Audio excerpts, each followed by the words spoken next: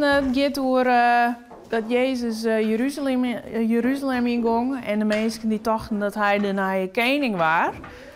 Dus het was eigenlijk een soort feestdag. Krijgen ze het wij Koningsdag vieren. Wat bist er nou precies aan het maaien? Blijf niet zitten. Ik weet het even niet. Een palmpaasenstok. Hoe heet dat ding? Een palmpaasenstok.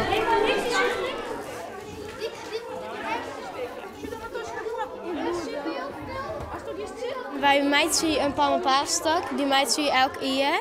En dat doe ik ook altijd om mij. En dat vind ik eigenlijk best wel leuk. En dat staat voor dat Jezus de herdenking van Jezus toen hij op is hon. En daar maken we elke keer een stok van.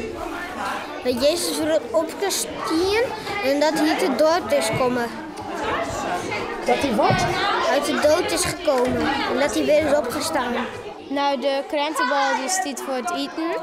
En de zinnen die is voor dat er alle dagen een zinnen schijnt. En deze stokjes die binnen voor vreugde. En dan had ik nog een haan en die gaat volgens mij, dat weet ik net echt.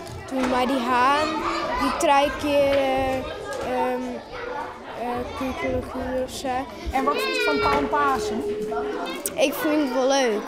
Want het is best wel gezellig als je zo'n stok mooi ziet en zo. Ja, ik weet het. Een soort van gezelligheid of zo. Dat de meesten al even bij elkaar binnen.